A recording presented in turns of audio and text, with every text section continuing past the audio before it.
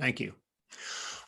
So welcome everyone. I am Andy Norman, and this is Examined Lives, a forum for exploring big ideas and even more important, life's big questions. We like to bring a Darwinian point of view into our discussions, but that doesn't preclude other frameworks as well. So we try to make these sessions highly interactive. So I like to discourage long discourse, long monologues. And usually the way we run this is I give a 5 to 7 minute introduction to the topic and then turn you guys loose and try to recede into the role of facilitator.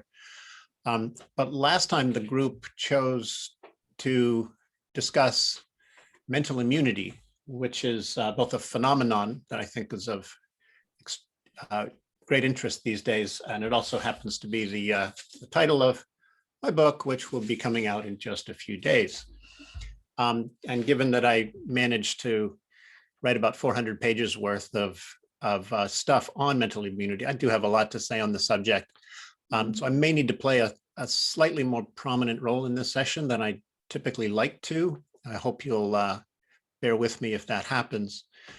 But let me try. I've been thinking about how I can do this in a way that preserves the kind of interactive dynamic that I prize so much in the exploration of ideas. And I think the way I want to handle this is just to throw out 7 big ideas that are all developed in my book, and then see what you guys think. I'd appreciate clarifying questions where that is needed. If you need to see evidence for some of them, please ask for that. And if you want to test or challenge my ideas, that's welcome as well. Sound okay? All right. Because I'm going to drop a lot of big ideas on you here all at once, you might want to grab a pen and a piece of scratch paper. That might help guide you back to whatever point you want to raise. All right. Claim number 1, bad ideas are mind parasites. Not analogous to mind parasites, but actual mind parasites. Claim number 2, the germ theory of cognitive contagion has arrived. If you want to understand why viral nonsense spreads so rapidly online, it's because infodemics are analogous to biological pandemics. Claim number 3, minds have immune systems that function more or less well to prevent mind infections.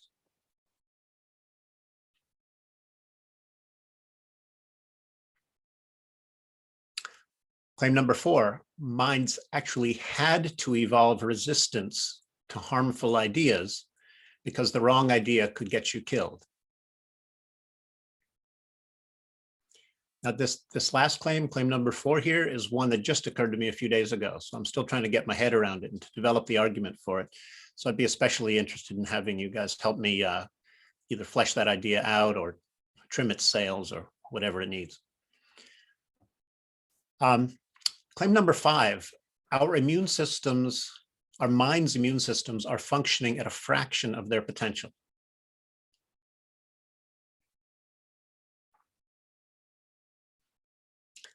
Claim number 6, the emerging science of mental immunity will teach us how to develop deep immunity to bad ideas and thereby help us become wiser versions of the lavishly named species Homo sapiens.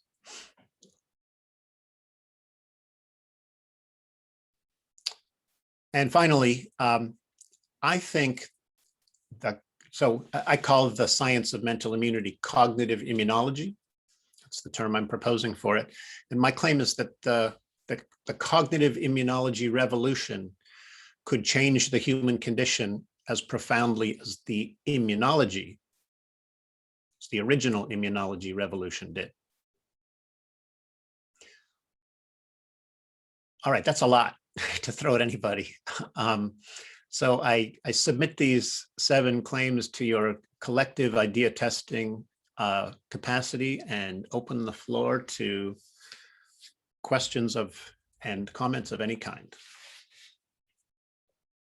I think given the size of our group today, it would help if you used the hand raising feature under the reactions button at the base of your screen. So at the far right of the bar that pops up at the base of your screen, you can click reactions and raise hand, and that will let me know that you have something to say, and we can try to make sure everybody gets a chance to share their thoughts.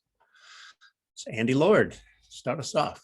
Yes, I'd like to add to that. I had 2 questions. Is like how to develop an immunity to stupid ideas. But on the flip side, how do we bypass, in inverted commas, an overactive immune system? I'm thinking particularly things like anti-vaccine and, well, other ideas which really need propagating. Wow, terrific questions, Andy. Let me see what I can do to at least nudge us in the direction of answers to those things. So in the book, I explain many ways we can boost our immunity to bad ideas. Here's just a couple off the top of my head.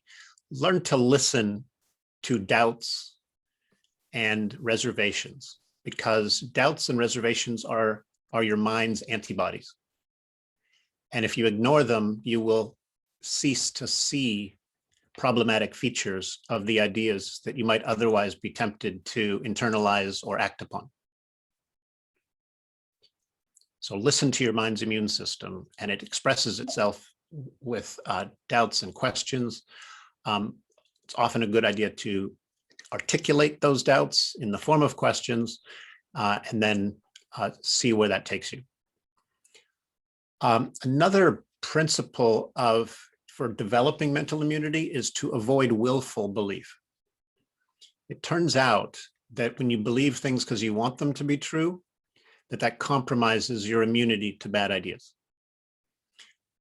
So a recent study showed that those who abandon the idea that beliefs should always change in response to evidence, they might do that in order to indulge in a particular form of wishful thinking, but it turns out that will compromise your immunity to bad ideas, even in other domains of your life. So willful believing doesn't come for free. It carries a high cost in terms of our resistance to bad ideas. I've got many more things I can say on the how-to front, and I can come back to some of those. Let me just very quickly congratulate you, Andy, on your recognition that mental immune systems can become overactive. So just as the body's immune system can kind of go berserk and attack the body itself, the mind's immune system can go berserk and question things that don't deserve to be questioned. And conspiracy thinking, QAnon belief, there are many examples of cognitive autoimmune disorders. And we need to understand those disorders, because it's not just people with lazy mental immune systems that are the problem. A lot of times it's people with hyperactive fight or flight mode mental immune systems that are leading the crazy train.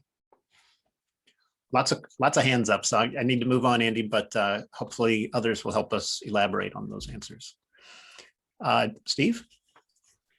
I was wondering if you would say something about identity protective cognition. Most of the beliefs in an infodemic, I think, are associated with people's tribal, quote unquote, identities. Yes. And there was an article that was on the Cognitive Immunology website that I can post the link to the article, and it was on identity protective cognition by, I think the author's name is Kahan. Kahan. And I'm not sure if it's a he or a she. I don't know. He made the point in the discussion section of the article that if you have identity protective cognition, let's say, for example, about climate change, you're a climate change denier, that if you hold on to that belief, there's no cost to you at all, because probably climate change is not going to directly affect you. But if that's an identity protective cognition, for you to relinquish that belief, there's an immediate status threat to you. And so I'm curious about identity protective cognition, because in an infodemic, that seems to be what we're up against. Yes, terrific question, Steve. I think that identity protective cognition is one of the most powerful drivers of mental immune disorders. And we know, and we've begun to understand the mechanisms behind this. So when you hitch your identity to a certain set of ideas, you immediately become defensive when people question those ideas. And when you're defensive, people don't reason well.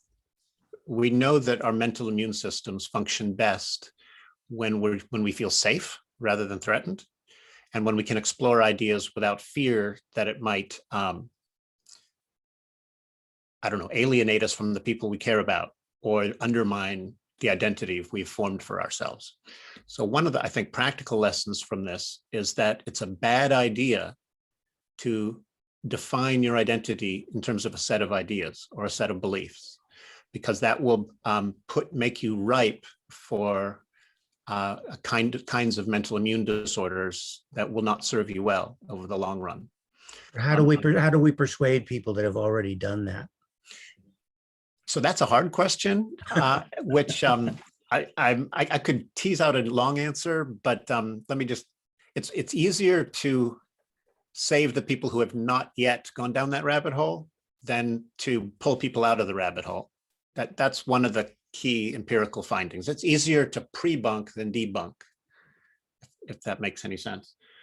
I think that in terms of the long-term big picture, the number one thing we can do is help young people build identities around communities of inquiry rather than communities of belief. So this group, Examined Lives, attempts to be a community of inquiry where people can ask, where people can question even cherished beliefs and feel as though that's a safe and valuable thing to do. I think the more we can expose kids to this kind of sort of Socratic idea testing and show them that the bottom won't fall out, their worlds won't crumble if they question their cherished beliefs. And in fact, if you hitch your identity to a community of inquiry rather than to a community of belief, that tends to be much healthier for your mind's immune system. Okay, let's see.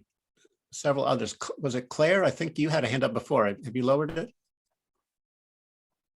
Yeah, I actually did, because I think I got my question answered. And my question really was, so who determines what these ideas are? Because there are a lot of people who think that, where they are is the right place to be. Yeah. And that brings me to thinking that whenever I think that I am right, I had best start questioning that, because that means I'm locked into something and I am not allowing for possibility to happen.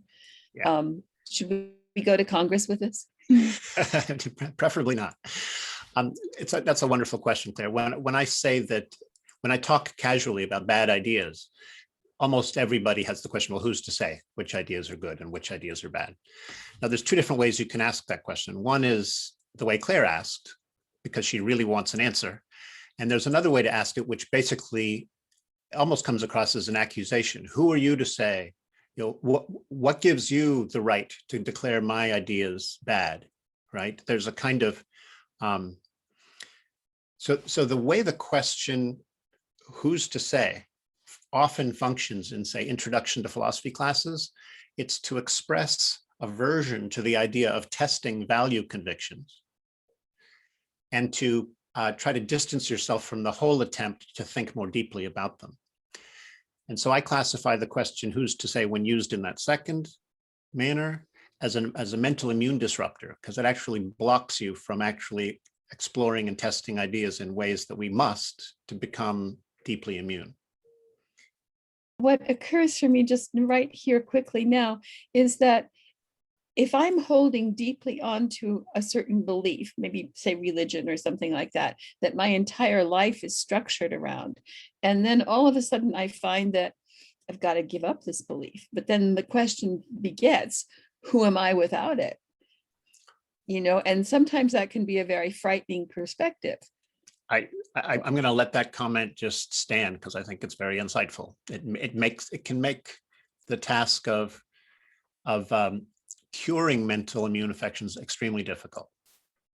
Mind infections very difficult. Good. I'm not sure who was next, but how about Alexander? Yeah, thanks. So I think my question is along the same lines, and just like, can you give a proper definition of what you would define as a bad idea? And in what worldview are you grounded that you can make this kind of claim, right? So we need to talk about some, like you talked about, not hitching your identity to certain beliefs, right? But in the end, we have like some beliefs that we cling to, or to actually define our worldviews, right?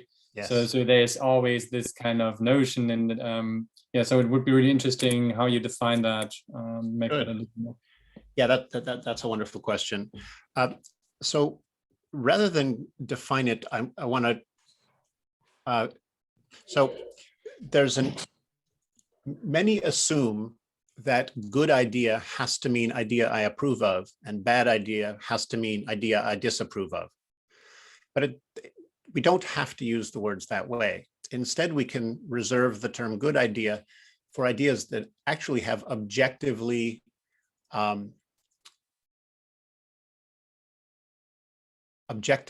good property, objectively wellness promoting properties. And we can use the term bad idea to mean ideas that really do have problematic features. Okay, so this is what when scientists try to test hypotheses, they try not to descend into a world where judgments of, valid or invalid are just expressions of personal feeling. They actually, when a scientist rejects a hypothesis because it doesn't withstand evidence, they're actually saying that there are objective reasons for discarding that hypothesis. We can do the exact same thing when we explore questions of right and wrong. We can simply look at the qualities of an idea, their logical properties, their causal properties, their effects on people's psyches, their effect on social dynamics. We can look at all of these things, and we can tote up the good making features. Truth is a good making feature.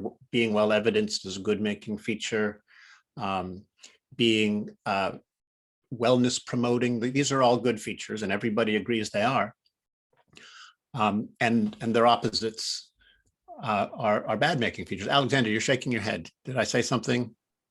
Yeah, I mean, I get where you're coming from, and like as a reasonable person, I would like want to agree with you, but I don't think that everyone agrees that being truthful is actually like a good property for any idea. Like there are people who are just saying, I want to feel good, and those ideas that make me feel good are the ideas that are good. Right. And so I'm just saying, like there can be different perspectives, and it's like it's a philosophical question, I think. And you actually have to, like, I think, resolve philosophy so that everyone agrees with you to actually be able to talk about like bad ideas in some sense. Yeah. So yes, Alexander. So I'm a philosopher by training, and the book goes deep into the question of what we should mean by good idea or bad idea. And it takes very seriously two competing conceptions of what we should mean by a good idea and a bad idea, one coming out of the world of religion, the other coming out of the world of science. And by going back to this classic debate between philosophers on this very question, you can actually gain a more comprehensive understanding of what it means for an idea to be good or bad, one that has the potential to bridge the differences between scientific and religious worldviews. Of course, it will only succeed in completing that bridge and helping people across it if people open their minds to learning more about and enriching their concepts of good idea, bad idea. I'm not saying that's easy. I'm not saying I can wave a magic wand and make it happen, but I do think I've laid the philosophical foundations for future resolution of that problem. Ed. I think I jumped the queue there, but yeah, I'll just a quick question to get us out of the ethics realm, and there's metaphysics, backgrounds you can ask. But I'm really curious about your parallels between cognitive immunology and straight up immunology. I'd like to hear more about that. About are the uses of quarantine and inoculation, all of the other tools that are used there, just useful, are they? And how much do we have to be exposed to bad ideas in order to toughen ourselves up as young kids instead of sitting in a sterile, perfectly philosophical environment? How does that all come together? Yeah, great question. So when I first stumbled upon this idea that minds have immune systems, and the idea that we can become more or less immune, it seemed like a fun analogy. And then I started digging deeper, and I realized that it runs really deep. There are bodily immune disorders. There are mental immune disorders. There are things that boost our body's immune systems. There are things that boost our mind's immune systems. There are inoculants and mind inoculants. There are vaccines and mind vaccines. The deeper I go on this, the more the analogy seems to hold up. And I'm going beyond the claim that it's analogous. I think the analogy is in the process of morphing into literal truth as word usage changes, and as the people start to see that the analogy holds water, and in particular, as scientists start to see that the analogy holds water. That's a quick gestural answer, but I'm going to leave it at that because so many are waiting to get their word in here. Andrew Atkinson, I think. Hi, really interesting subject. I look forward to reading your book. It seems to me that there's quite a lot of influence here, perhaps coming from Dawkins and ideas about memetics somewhere along the way. I just wondered if you would view your position on mental parasites and these kind of things as being radically different to those kind of views. Andrew, I'm sorry that I think Zoom glitched on the sound just briefly. Can you repeat the question, please? Okay, can you hear me better now? Yes, just fine. Okay. I very much forward to look forward to reading your book. I was thinking that there seems to be a lot of influence coming from Richard Dawkins and memetics and this kind of thing. In your position, I'm just wondering if you find what you're talking about to be radically different from that in some way, or some kind of complementary position to it. Yeah. So it was actually an essay Dawkins wrote back in the early 90s called Viruses of the Mind that got me thinking about this. Yeah. And I think, he pioneered the concept of a meme, and we all watch memes spread in a viral fashion across the internet every day now. So the idea that we need a science of information epidemiology is now commonplace. The World Health Organization just announced that infodemics are a real thing. And I think Dawkins deserves full credit for having proposed the concept of information epidemiology. But there's one line in that essay where he basically compares a 6-year-old he knows who believes in the tooth fairy to an immune compromised adult. He basically says this little girl, 6 years old, has no immunity to fairy tales. And with that comment, that got me thinking about mental immune systems and starting to take the idea that mental immune systems really do exist. And it's taken me, 30 years or so to fully flesh that idea out and turn it into kind of a conceptual lens that I think sheds a great deal, brings a lot of clarity to that could bring a lot of clarity to our understanding of the world. So do you buy into the science of memetics or the theory of memetics then? Just the reason I'm asking, because a lot of people would now say that's a bad idea. So I'm wondering who's immune to it.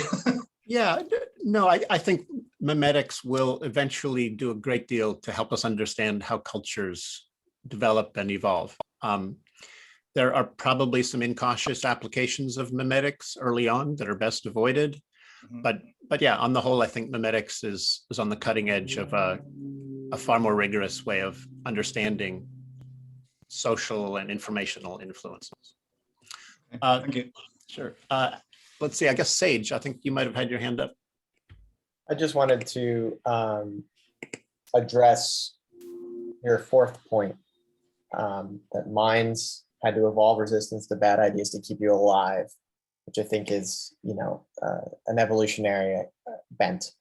And I just wanted to make the distinction. I was thinking immediately came to mind what keeps you alive and what distinguishes a bad idea in that sense is deviation from cultural knowledge of your group, because that is where all of our genius arrives. If you follow Joe Henrich's work, cumulative cultural adaptations. So a lot of our cognitive biases are towards filtering what any person tells you and what you might think from what the group culturally knows. In times of uncertainty, we default towards the cultural consensus. We look towards prestigious leaders, successful people like us. But now if you take it into a modern context, you go to a weird modern nation, especially when it's dominated by online interactivity, then there's a different thing happening. Those same biases are still there, and we're still getting a lot of the same reactions and rewards, except now there's no real social network. There's no other layer of relations. These aren't people we actually know or care about or would help. So our ideas are basically driving the boat, and we just kind of self-assimilate based on like-mindedness, creating, I think, positive feedbacks. Good, thank you, Sage. I have to apologize. A neighbor seems to have just fired up a leaf blower outside my house, and I really hope that's not compromising the quality of this feed. But You're okay. Okay, so Sage, yes, there had to be, I think you're absolutely right. There had to be a lot of pressure to adopt our ancestors probably faced evolutionary pressure to adopt and share the ideas of those around them for the sake of social harmony. And if you adopted unorthodox views or views that clashed too deeply with those of your fellows, you risked, exile. And that could have been, that could be death to your gene line. So I think that there's a great deal of reason to think that our minds evolved a high degree of conformity to believe what those around us believe. And that's, of course, can clash with our desire to arrive at the truth. And, so the desire to harmonize your thinking with those around you can pull one direction, your idea to know the truth can pull another direction. And it can get tricky as to what actually constitutes a good idea in a case like that. But we need to look both at social consequences and consequences for the accuracy of our understanding of the world, because both matter in one form or another. And the whole idea that it has to be either or, that we need to take evidence and truth to the exclusion of any social consequences, I think that's an untenable view. And the idea that we should just cling to whatever beliefs cement our relationships with those around us and to hell with the evidence and the truth, that's also an utterly unsupportable position. David. Yeah, actually, I'm happy you called on me next, because my comment was basically what Sage brought up and really nicely articulated. I just wanted to bring in also the concept of identity protective cognition. I really love that everybody's been throwing this term around. I think if there's any sort of evolved mechanism that created these biases, it was likely identity protective cognition. And so with your statement on your big ideas, your statement on number 4 there is the mind had to evolve resistance to wrong ideas because you would die otherwise. You could just as easily perhaps flip the logic on its head. The mind had to evolve, say, group bias, or that was underlaid by identity protective cognition, Otherwise, you would die. And so that's basically just riffing off of what Sage said. And a recent book I just read, Donald Hoffman's The Case Against Reality, his prime thesis was that we didn't evolve minds that can understand veridical truth. We evolved minds that understand fitness relevant truths. So I just want to leave it at that. I think that's a beautiful addition to the conversation, and I feel no need to add to that. I think that's great. Alan, you've been waiting patiently. Sorry for the wait.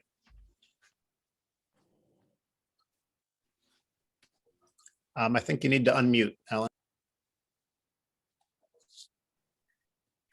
Ideas have many uses, and I think one of the uses arises from the fact that having a different idea from other people is an exciting thing, whereas having the same ideas as people may have interest, but quite often is not quite as exciting.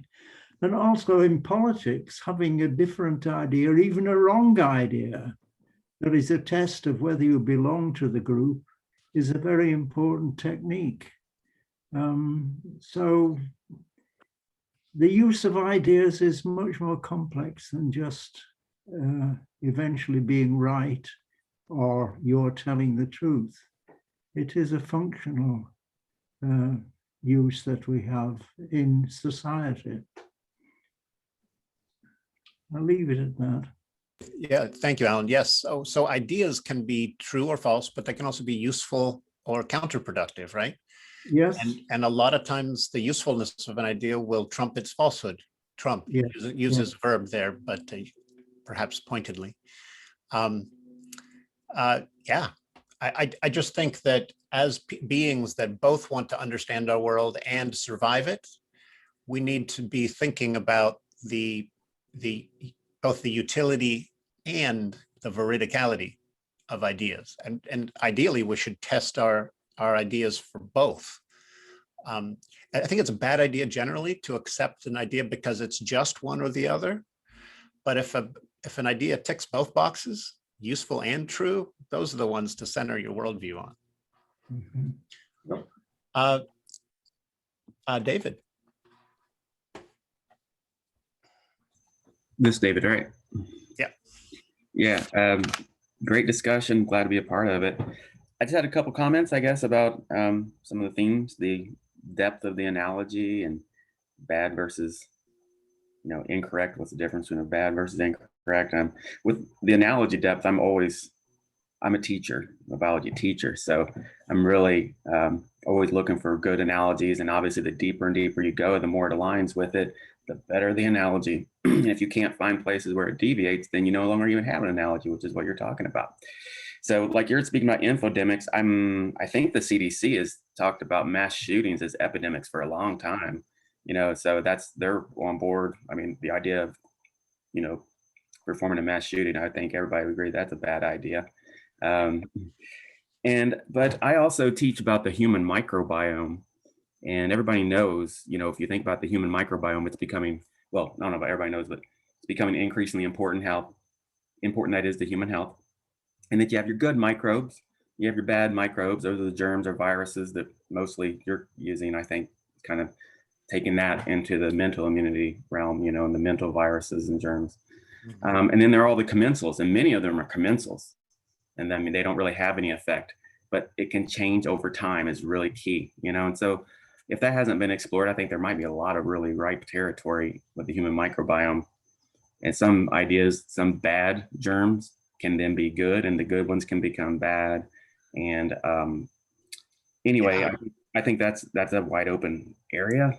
I think that's beautiful. I love the suggestion. I'm sure you understand this area much better than I do, but biologists will talk about parasites typically as, typically they're thought to be harmful.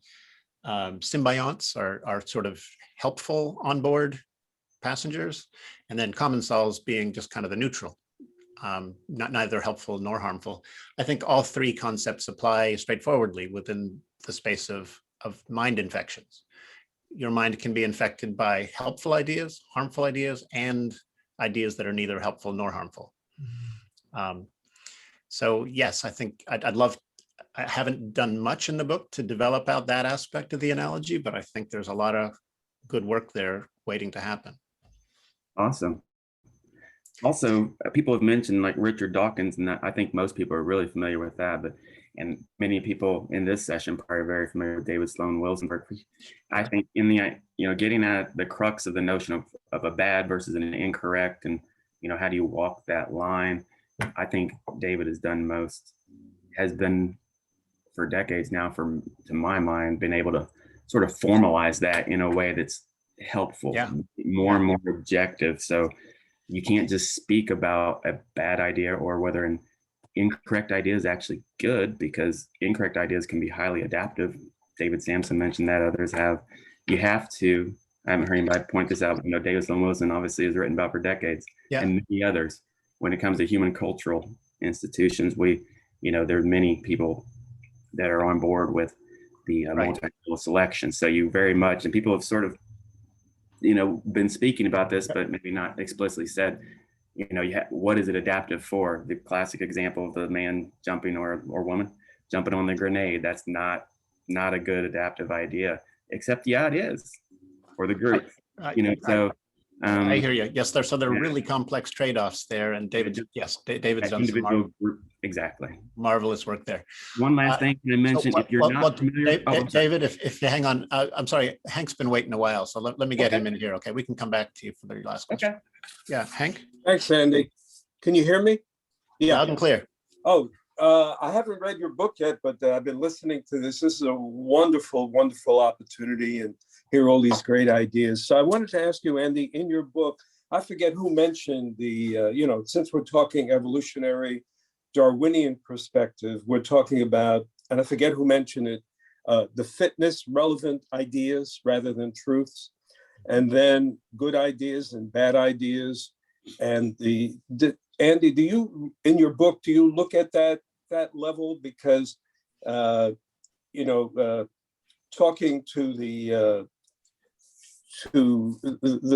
those who think like some of us here do and are interested in ideas that we think are good, there are so many other ideas that Sage mentioned that are culturally based, that are considered good ideas.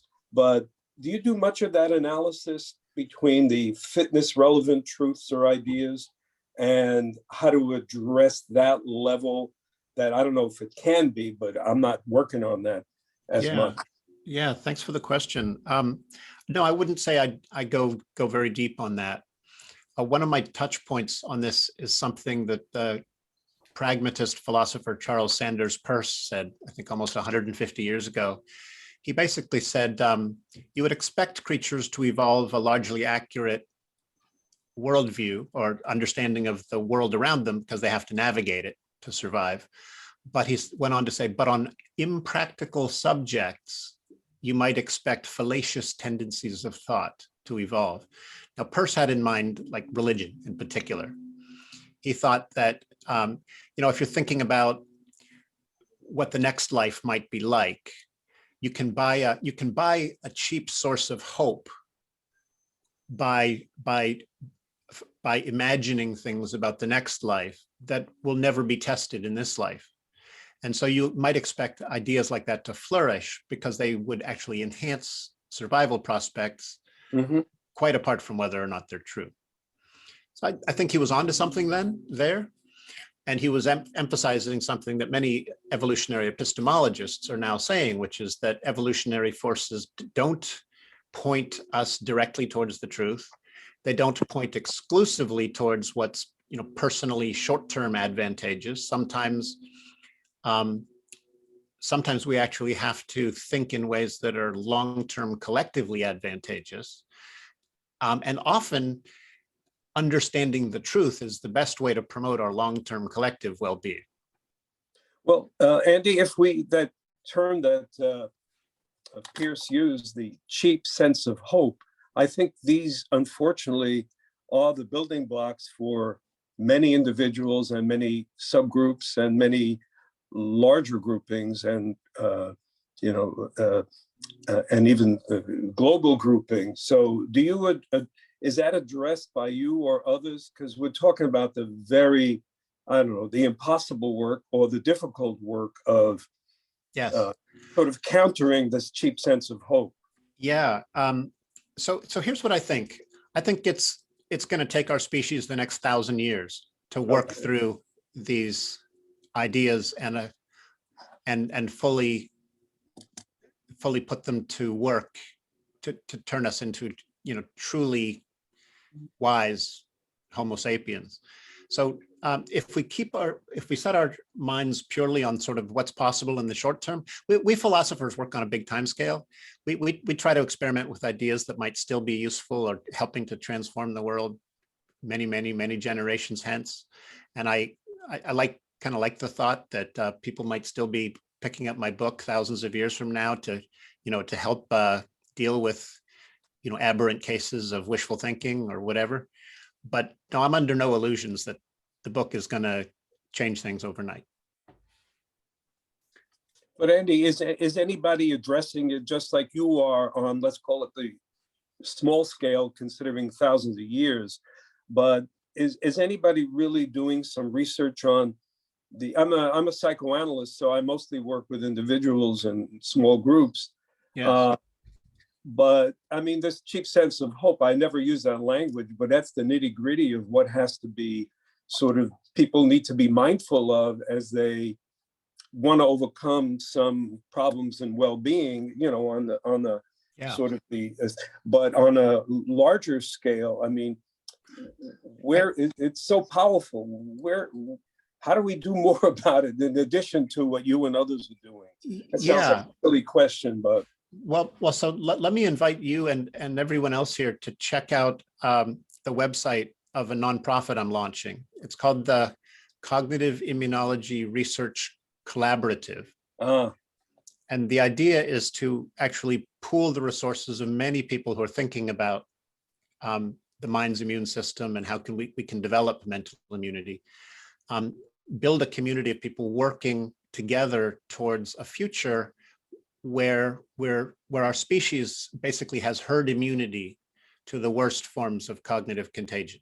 So that's the mission of, so the acronym for this nonprofit is CIRCE, CIRCE.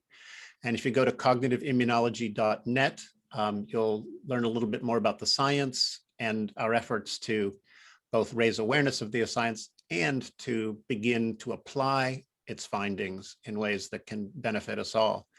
I'm happy to say that our visitor, David Sampson, has agreed to be part of that research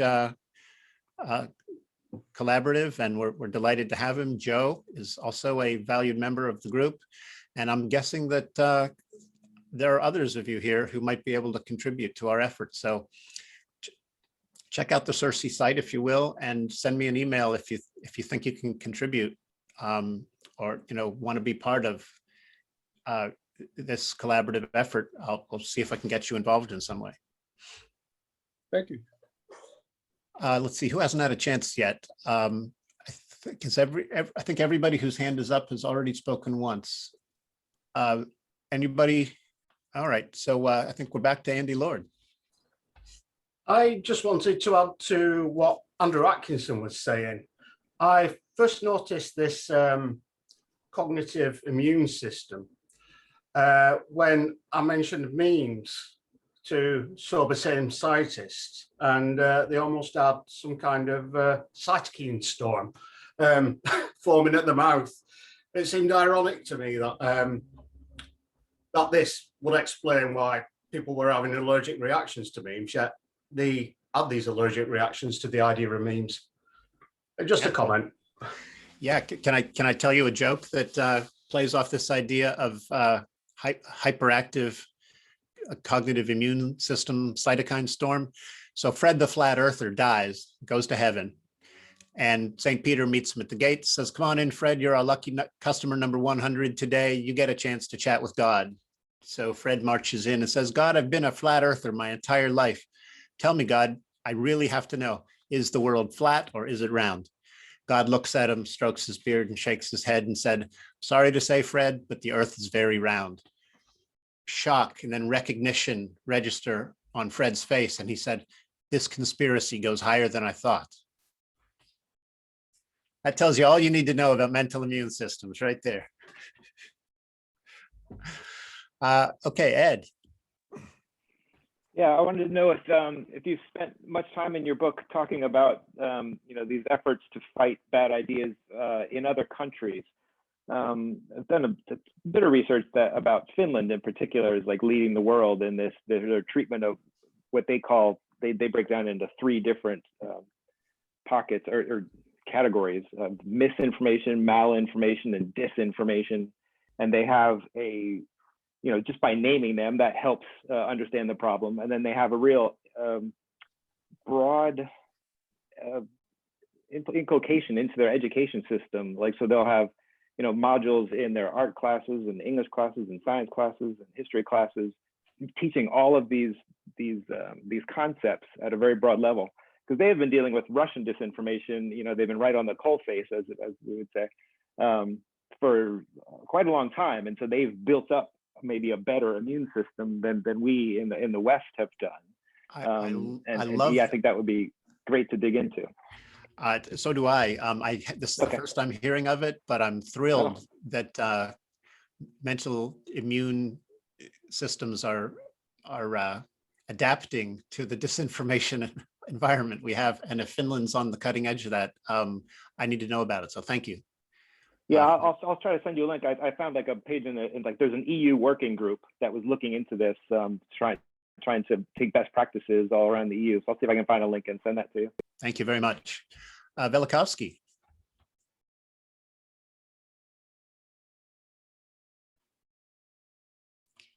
Joe? Yep.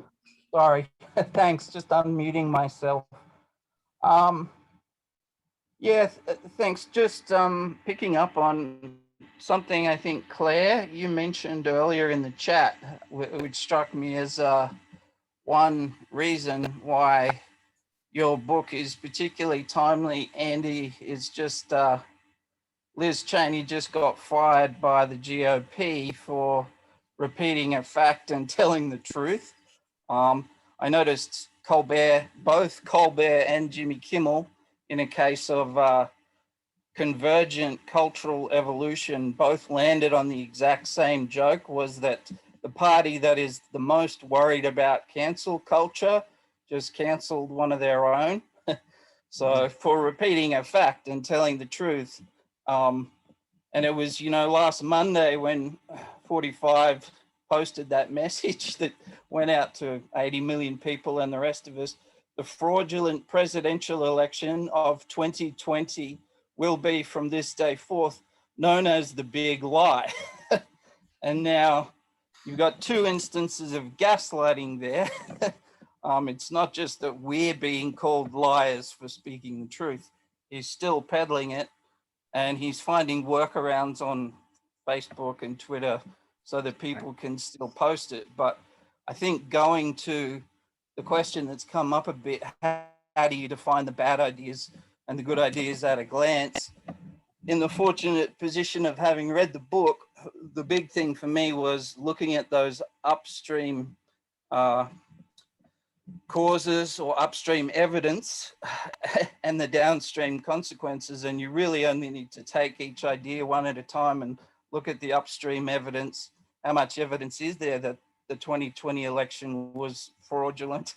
Yeah. 0 so far.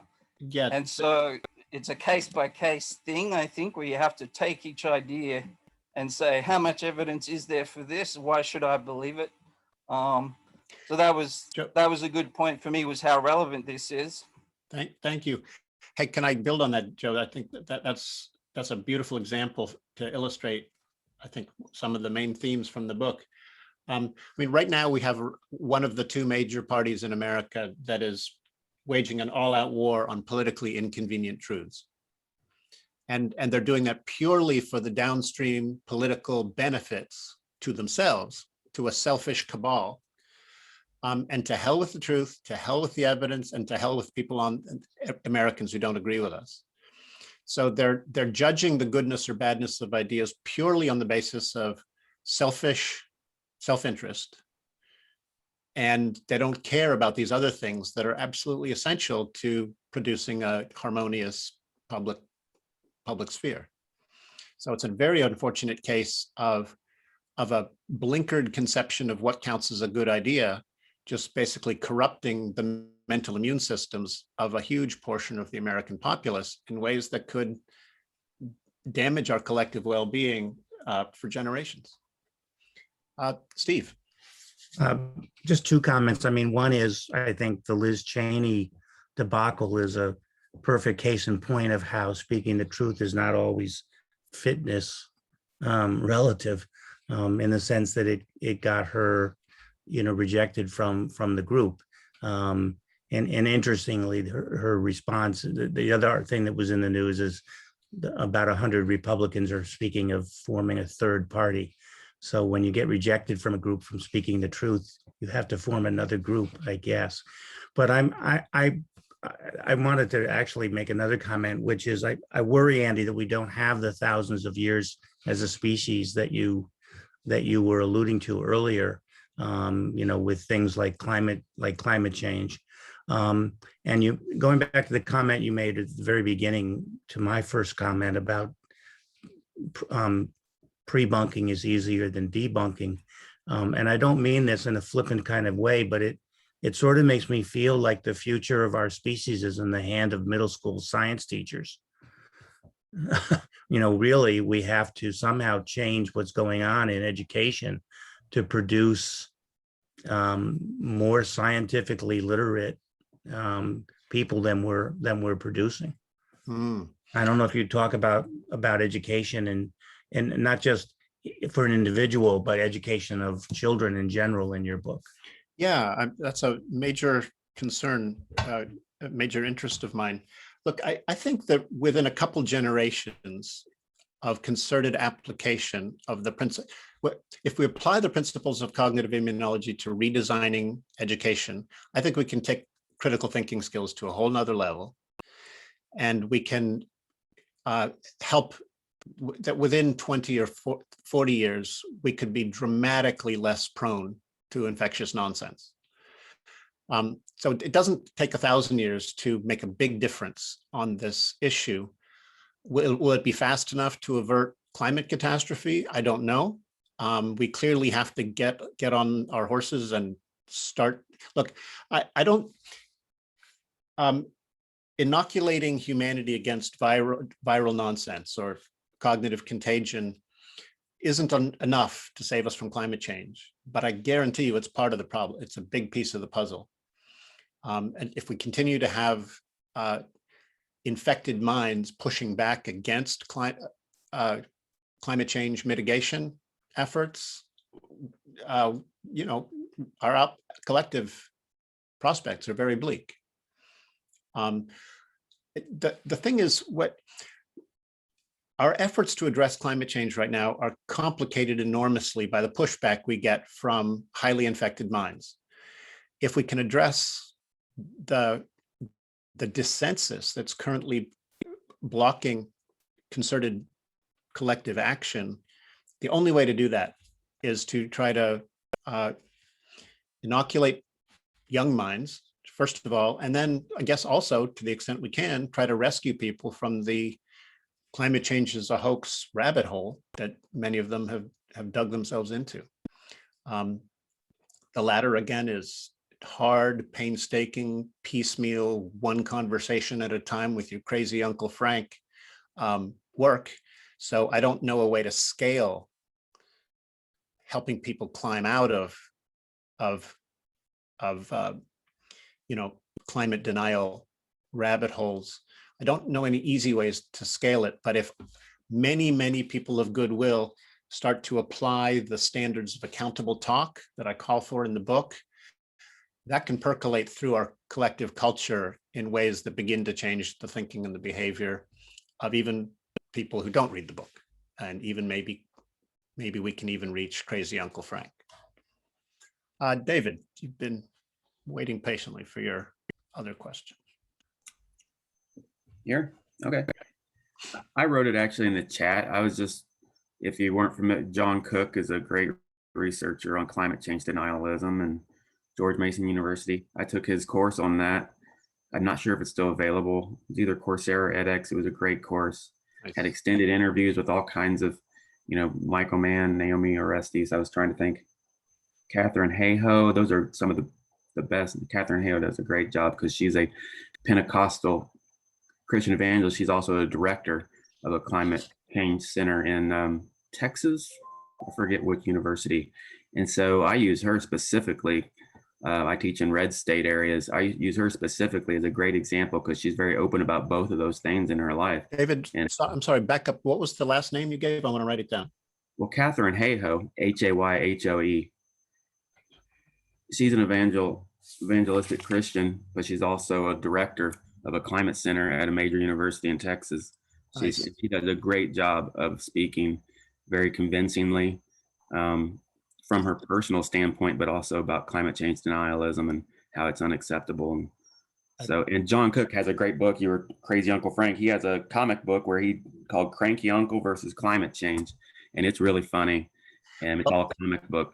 John has also turned that into an app. You can Oh, really? interactive app. You can play. Oh, You can try to convince your crazy uncle, your cranky uncle, Yeah. by downloading his app onto your phone, and you can learn a little bit about how to sort of deconvert. all right. Yeah, John's doing great work. I'm certainly going to try to get him involved with Cersei if I'll look up that app. as soon as I can. Well, so we're at the end of the hour, but I'd like to, if everybody's can take a couple more questions, and then we like to wrap up pretty close to the end of the hour so that these things don't drag on. But Alan, I'd like to hear what you have to say. Do hit the mute button, though, Alan. I was listening a bit earlier to a conversation between Yuval Harari and is it Michael Sandel from Harvard? And Sandel raised the point that he'd seen figures that people who were educated scientifically were just as prone to deny climate change as other people. Yes. In fact, in some ways, even more, which takes us back to my point, how exciting it is to be different. So what do we do about this sort of thing? It seems to me that education is absolutely crucial. Yes. That you must have practice in checking things. You must get pleasure from checking things. And so we're back to education, and I'm glad that the matter of Finnish response to this has already been raised. Wonderful and very welcome comment, Alan. Thank you. Yeah, the finding that educated people are just as likely to believe climate change is a hoax as not as less educated people is a really interesting one, and it emphasizes the fact that we're not educating people the right way. So the concept of critical thinking has been at the center of higher education for close to a century now, and it's just patently obvious to me that it's not doing enough to inoculate people against science denial and other forms of dysfunctional political ideologies.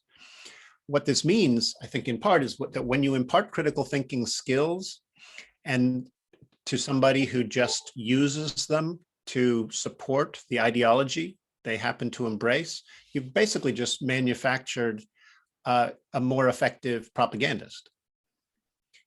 Critical thinking is not just about acquiring skills you can use to win arguments. Critical thinking instruction should be teaching us how to think in a fair-minded way and to find out, not win, arguments.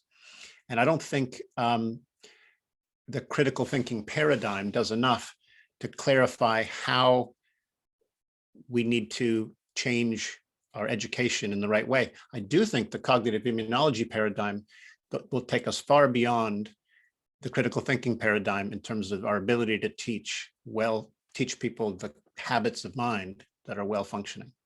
And to take pleasure in these things. Absolutely. Absolutely.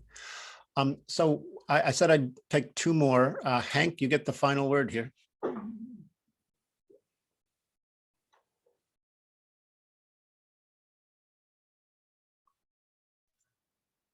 I just, this has just been delightful and frightening and informative. And I hope we can find ways in this setting. I mean, I just wrote something, an email to you guys, Andy, but just want to thank you again for bringing this up. And I look forward to looking at your book even more. Thanks. Thanks very much, guys. Hey, this cognitive immunology revolution, I think it's going to be a big thing in the sciences, but I also think it's really important that we take its findings and apply it to create a larger cultural revolution in some of the ways you guys have talked about. And I'm going to need the help of people like you to make it happen. So I hope you'll check out the book. I hope you'll think about ways to both improve upon it and apply its results, and become part of the global effort to save us from our sorry ass selves. So at the end of each session, we choose a topic for the following month. So if you'll stick around a couple more minutes, you get to help choose that topic. I'm going to read three. I'm going to share three possible topics and invite you to vote for as many of them as you like. The top vote getter will be our topic for next time. Sage, please, can you please count votes? Please use the hand raising widget to record your votes. Sage will record the vote tallies. Okay, so topic number one, what are norms and what is their evolutionary basis? Could somebody actually type that into the chat? That might help people remember. I got it. Topic number two, the evolution of fairness. Where did our sense of fairness come from, and what kind of evolutionary stories can we tell to better understand where fairness comes from? And topic number three, optimism, cynicism, and realism.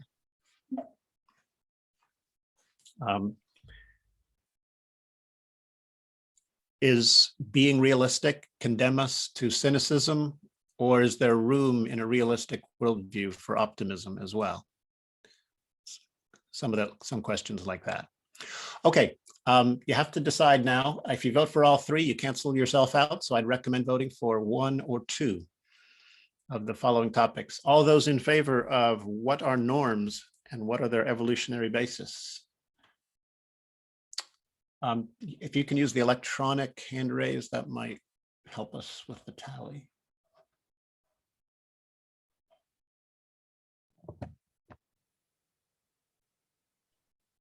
Okay, thank you all. Hands down, please. Topic number two, the evolution of fairness.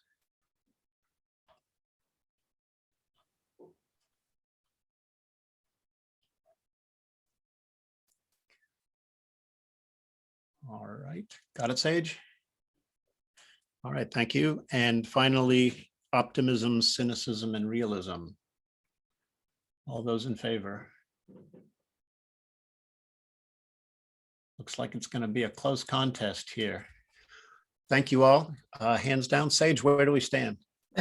It's in order of 1, 2, and 3. Votes are 6, 7, and 8. So number 3 takes it by a significant margin. Okay, so that's what we'll discuss next time. I hope you'll join us, and thank you all very much for some terrific questions. Hope to see you all around.